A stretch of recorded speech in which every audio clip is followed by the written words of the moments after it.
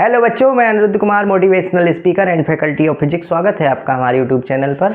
बच्चों, आज की क्लास में हम लोग कूलाम के नियम का अध्ययन करेंगे। आपको ये बता दें कि ये जो कूलाम का नियम है क्लास 12th स्टैंडर्ड में चैप्टर 1 का बहुत इंपॉर्टेंट कॉन्सेप्ट है।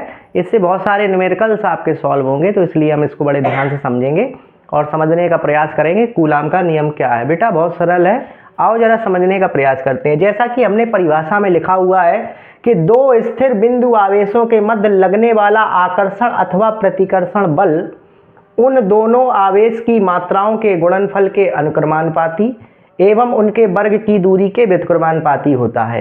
ये कूलाम की डेफिनेशन है। आओ जरा इसे समझने का प्रयास करते हैं। बच्चों, मान लो हमारे पास कोई ये बिंदु आवेश है और ये कोई दूसरा बिंदु आवेश है।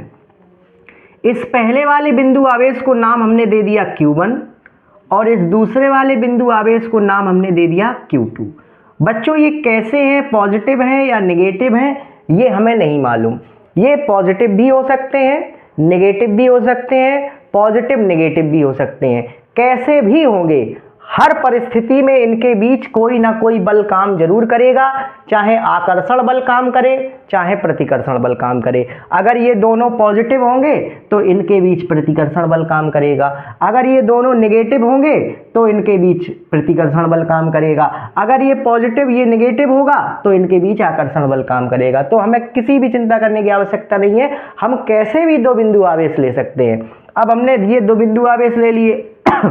अब इन दोनों बिंदु आवेशों के बीच की जो दूरी है वो हमने मान ली कि r है। ये दोनों आवेश r दूरी पर रखे हुए हैं। तो इस डेफिनेशन के अकॉर्डिंग कूलाम ने ये बताया कि इन दोनों आवेशों के बीच में जो बल लगेगा, यानी कि इन दोनों के बीच में जो बल लग रहा होगा, लगने वाला आकर्षण अथवा प्रतिकर्षण बल, आकर्षण भी लग सकता है और प्रतिकर्षण भी लग सकता है, उन दोनों आवेश की मात्राओं के गुणनफल के अनुक्रमानुपाती, यानी कि ये जो Q1 है पहली मात्रा, ये जो Q2 है दूसरी मात्रा, इसके अनुक्रमानुपाती, यानी कि F का मान Q1 और Q2 के प्रोडक्ट के प्रोपोर्शनल होगा।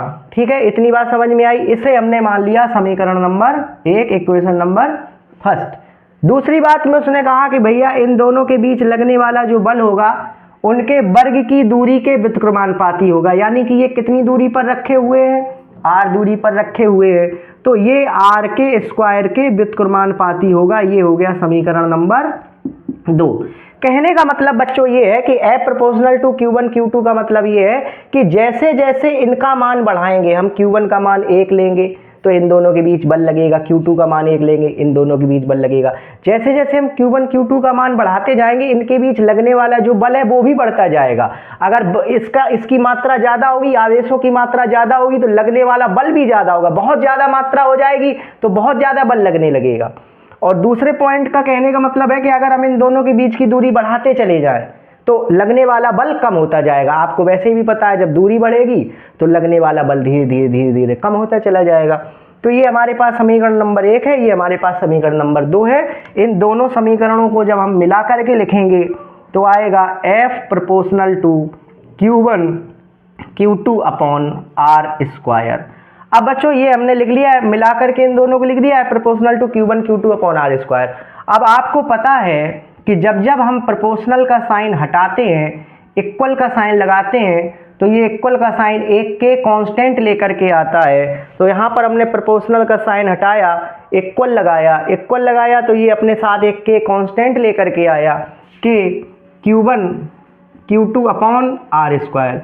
बच्चों ये जो आया है यही कूलाम का नियम है। इसका मात्रक आपको पता है, इसका मात्रक होता है न्यूटन।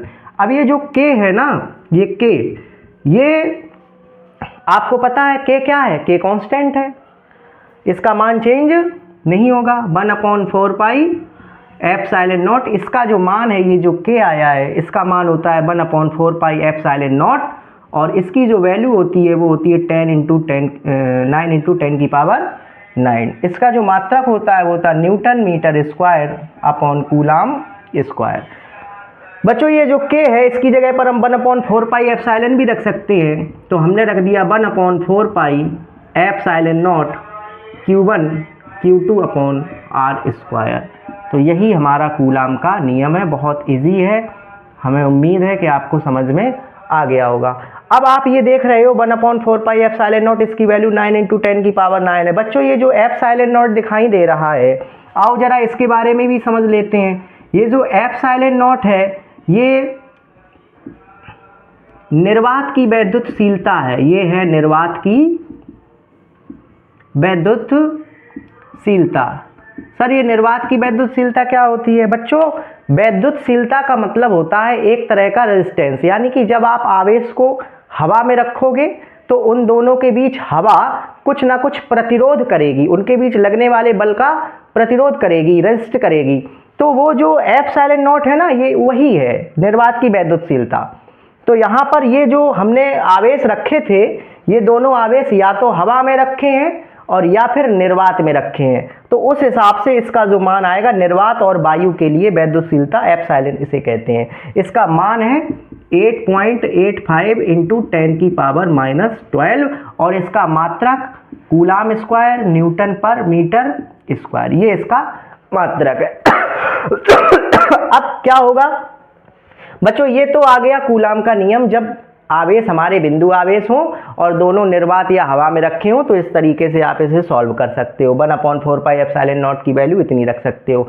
मान लो अगर हम इन दोनों आवेशों को किसी परावैद्युतांक वाले किसी माध्यम का परावैद्युतांक k है, उस परावैद्युतांक वाले माध्यम में रख दे। जैसे मान लो इन दोनों आवेशों को उठा करके हमने पानी में रख दिया, इन दोनों आवेशों को उठा करके हमने मोम में रख दिया, इन दोनों आवेशों को उठा के हमने शहद में रख दिया, तो उसके लिए कंडीशन थोड़ी सी चेंज हो जाएगी।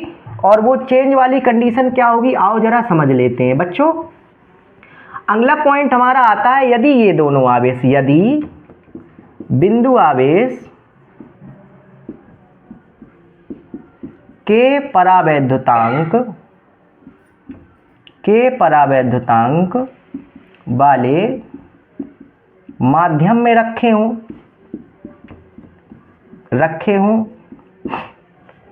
यदि बिंदु आवेश के परावैद्युतांक वाले माध्यम में रखे हों तो फॉर्मूले में थोड़ा सा चेंज आ जाएगा। ये हो जाएगा 1/4 एप्सिलॉन नॉट।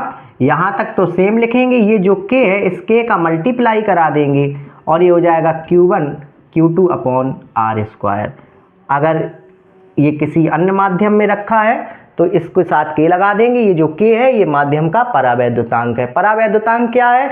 जो वैद्युतशीलता है वही परावैद्युतांक है। ये भी एक तरीके का प्रतिरोध ही है। यदि हम किसी आवेश को पानी में रख देंगे तो उनके बीच में लगने वाला जो आकर्षण या प्रतिकर्षण बल है वो पानी के कारण प्रभावित होगा, वो हनी के कारण प्रभावित होगा, वो कांच के कारण प्रभावित होगा। तो जो प्रभावित होगा वो उस माध्यम का परावैद्युतांक कहलाएगा। इसमें इस फॉर्मूले में थोड़ा सा चेंज आ जाएगा।